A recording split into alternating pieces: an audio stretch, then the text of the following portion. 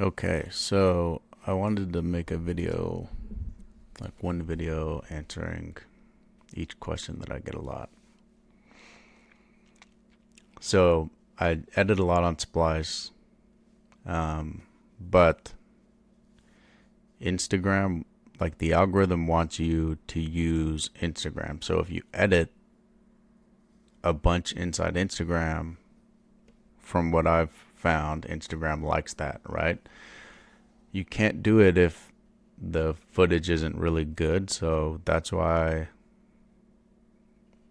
like when I film, I'm filming with Instagram in mind so that it's easier to edit inside Instagram. If you have to edit like a bunch and crop a bunch inside Instagram, it's like it's just a higher chance that it's going to get messed up when it's posting. Even if you have like really good internet connection, there's just a higher chance that you could mess it up, if that makes any sense. So if the footage is good, meaning like the footage doesn't need to get edited a bunch, the only thing that needs to get edited is maybe you're going to add some slow-mos, then you can edit that whole entire video inside Instagram, and it shouldn't take, I mean, I'm pretty sure the whole screen recording video is like 7 minutes long.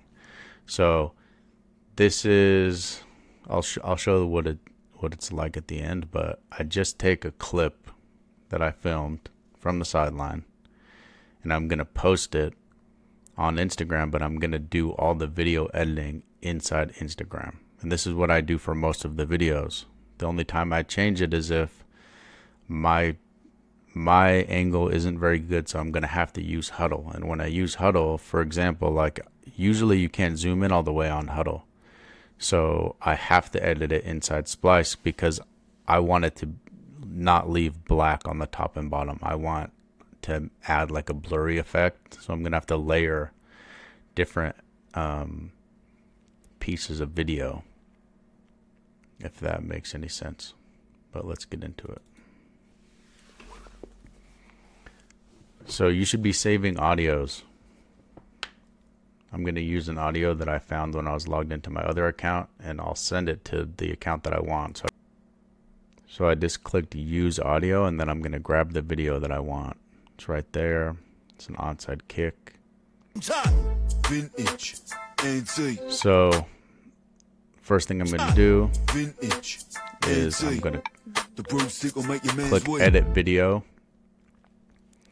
And then now the very first thing I'm going to cut off the beginning that I don't want. I want it to start right when the action starts. And then I'm going to add a slow-mo right here as he approaches the ball. I think it kind of adds a little bit of suspense. So I'm going to slow-mo as he approaches the ball. I think it kind of helps build suspense.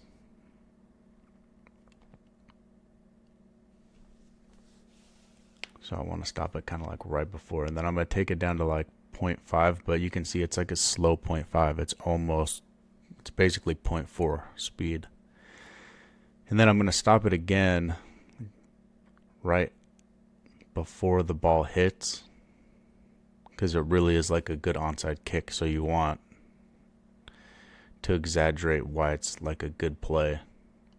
It's a good kick because it bounces backwards. So you want to like stop it, let it slow-mo, and then I'm going to take the slow-mo all the way to after this kid kind of drops it, because it builds suspense on the play, and then have it speed right up.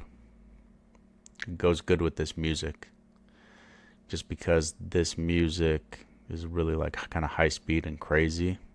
It's these two old guys rapping. So like the energy kind of matches it. But I like to adjust because I want it to, for one, I don't want bad words to be said. So I got to make sure that there's no bad words, and then I'm just going to make sure that it starts on the right spot. And then right here, I like the part where it says drop off. I'm going to make it say drop off right as he's kicking, because then it goes boom.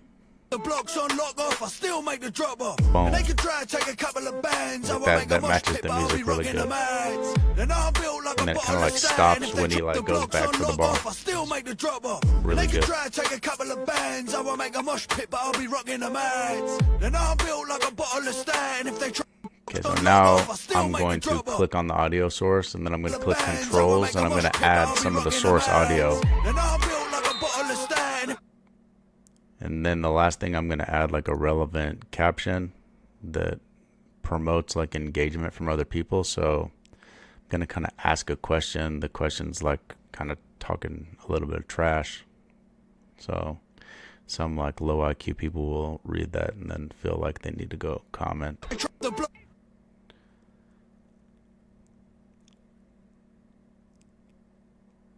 And then I'm gonna put it like right over the profile picture, as low as I can go. And they can try and take a couple of bands. I won't make a mosh pit, but I'll be rocking the mads. And I'm built like a bottle of stand. If they drop the blocks on lock off, I still make the drop off. And they can now I'm just gonna watch it through. Yeah. Now I'm gonna pick the cover. It's not really like that important, and you can always go back and edit the cover. But it's just like what the thumbnail shows. So if this did make it to like the For You page and someone's scrolling through, they're gonna see whatever you choose as this cover for the thumbnail. And then I want to do a good caption, so I'm gonna write my kicker, and then I don't have this on my keyboard, but I just googled not equal sign, and then I'm gonna copy the symbol, and then I paste it in. Then write your kicker.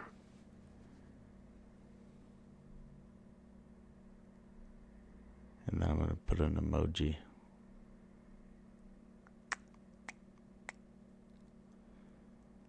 I'm looking for that guy right there.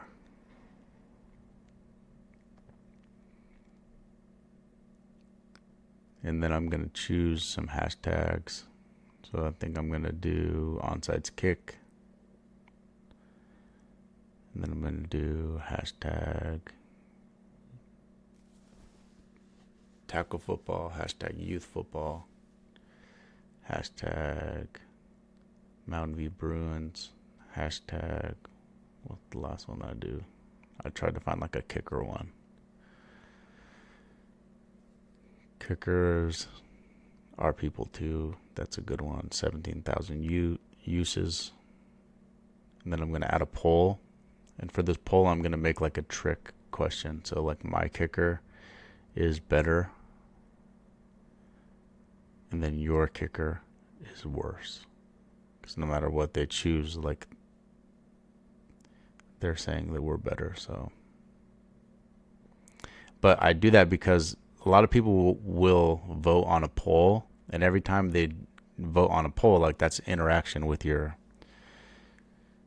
post. So it's like it's increasing the engagement on the post. So now I'm going to tag the people that my kicker doesn't have a page, or else right here I would invite him to collaborate, but it's just his parents, so I just want them to see it. So I'm going to tag them, and then I tag the team account, and then I add the location. Then before I post, I always do the preview. I won't make a mosh pit, but I'll be rocking the mads. And I'm built like a bottle of stand. If they drop the blocks on lock off, I still make the drop off. And they can try and take a couple of bands. I won't make a mosh pit, but I'll be rocking the mads. And I'm built like a bottle of stand. If they drop. So, yep. I'll preview it first. Vintage. Let me turn this off. I always preview it first, and then I click after it's previewed and it's not like glitchy at all. That means I have like good internet connection and it's loading good, you know. And so if you preview it and everything looks good, then just right there click share, because it's already loaded all the way through. So it'll post good. Sometimes if you go back and you make a bunch of changes, when you click post, it's not loaded all the way. And so the things that can go wrong, they go wrong while you're posting it. So it just takes away a lot of like the chance for error if you preview and then post. But that's basically it. the blocks on lock off, I still make the drop off. And they can try and take a couple of bands, I won't make a mosh pit, but I'll be rocking the mags. And I'm built like a bottle of Stan, if they try